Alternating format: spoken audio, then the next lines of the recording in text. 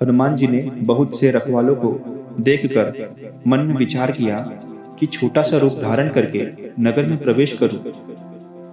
हनुमान जी मच्छर के समान छोटा सा रूप धारण कर प्रभु श्री रामचंद्र जी के नाम का सुमिरन करते हुए लंका में प्रवेश करते हैं। लंका के द्वार पर हनुमान जी की भेंट लंकिनी नाम की एक राक्षसी से होती है। वह पूछती है कि मेरा निरादर करके कहाँ जा रहे हो? तूने मेरा भेद नहीं जाना। जहाँ तक चोर है वे सब मेरे आहार है। महाकपि हनुमान जी उसे एक घूसा मारते हैं जिससे वह पृथ्वी पर लुढ़क पड़ती है। वह राक्षसी लंकिनी अपने को संभाल कर फिर उठती है और डर के मारे हाथ जोड़कर हनुमान जी से कहती है, जब ब्रह्मा ने रावण को वर दिया था तब चलते समय उन्होंने राक्षसों के विनाश की यह पहचान मुझे बता दी थी कि जब तू बंदर के मारने से व्याकुल हो जाए तब तू राक्षसों का संहार हुआ जान लेना। हे तात, मेरे बड़े पुण्य हैं जो मैं राम जी के दूत को अपनी आंखों से देख पाई। हे तात, स्वर्ग और मोक्ष के सब सुखों को तराजू के एक पलड़े में रखा जाए तो भी वे सब मिलकर उस सुख के बराबर नहीं हो सकते जो क्षण मात्र के सत्संग से होता है। अयोध्यापुरी के राजा रघुनाथ को हृदय में रखते हुए नगर में प्रवेश करके सब काम कीजिए। उसके लिए विष अमृत हो जाता है, शत्रु मित्रता करने लगते हैं, समुद्र गाय के खुर के बराबर हो जाता है, अग्नि में शीतलता आ जाती है, और हे गरुड़ जी, सुमेरु पर्वत उसके लिए रच के समान हो जाता है, जिसे राम जी ने एक बार कृपा करके देख लिया। तब हनुमान ने बहुत ही छोटा रूप धारण किया और भगवान का स्मरण करके नगर में प्रवेश किया। उन्होंने एक एक महल की खोज की, जहां तहां असंख्य योद्धा देखे। फिर वे रावण के महल में गए।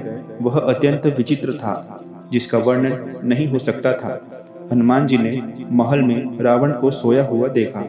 वहां भी हनुमान जी ने सीता जी की खोज की, परंतु सीता जी उस महल में कहीं भी दिखाई नहीं दी।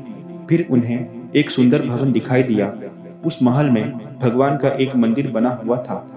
वह महल राम के आयुध धनुष बाण के चिन्हों से अंकित था। उनकी शोभा वर्णन नहीं की जा सकती थी। वहां नवीन नवीन तुलसी के वृक्ष समूह को देखकर कपिराज हनुमान हर्षित हुए और उन्होंने सोचा कि यह लंका नगरी तो राक्षसों के कुल की निवास भूमि है, यहाँ सत्पुरुषों के रहने का क्या काम। इस तरह हनुमान जी मन ही मन में विचार करने लगे। इतने में विभीषण की आंखें खुली और जागते ही उन्होंने राम नाम ऐसा स्मरण किया तो हनुमान जी ने जाना कि यह कोई सत्पुरुष है। इस बात से हनुमान जी को बड़ा आनंद हुआ।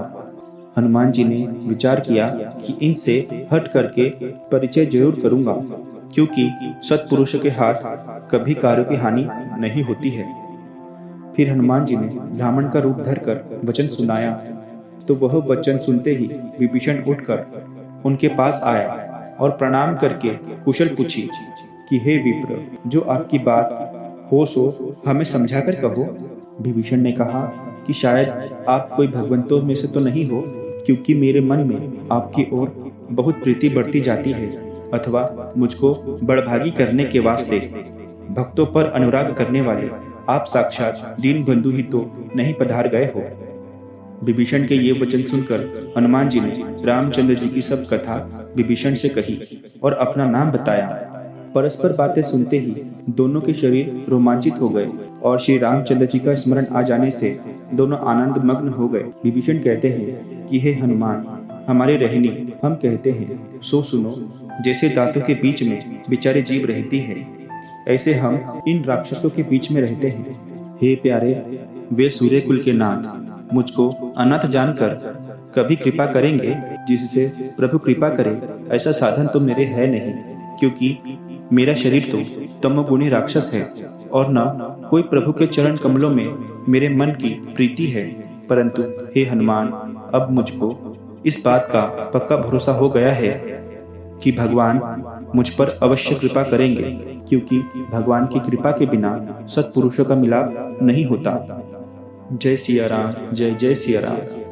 श्री रामचंद्र जी ने मुझ पर कृपा की है, इसी से आपने आकर मुझको दर्शन दिए हैं। विभीषण के यह वचन सुनकर हनुमान जी ने कहा कि हे विभीषण, सुनो, प्रभु की यह रीति ही है कि वे सेवक पर सदा परम प्रीति किया करते हैं। हे सखा, सुनो, मैं ऐसा अधम नीच हूँ जिस पर रघुवीर ने कृपा कर दी, तो आप तो सब प्रकार से उत्तम हो। आप पर कृपा करे, इसमें क्या बड़ी बात है। ऐसे प्रभु श्री रामचंद्र जी के गुणों का स्मरण करने से दोनों के नेत्रों में आंसू भर आया। जो मनुष्य जानते बूझते ऐसे स्वामी को छोड़ बैठते हैं, वे दुखी क्यों ना होंगे। इस तरह रामचंद्र जी के परम पवित्र व कानों को सुख देने वाले गुणग्राम को विभीषण के कहते कहते हनुमान जी ने विश्राम पाया।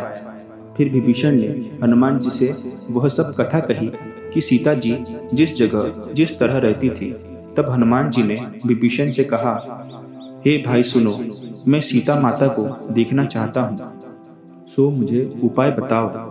हनुमान जी के यह वचन सुनकर विभीषण ने वहां की सब कथा कह सुनाई। तब हनुमान जी भी विभीषण से विदा लेकर वहां से चले। फिर वैसे ही छोटा सा रूप धरकर हनुमान जी वहां गए जहां अशोक वन में सीता जी रहा करती थी।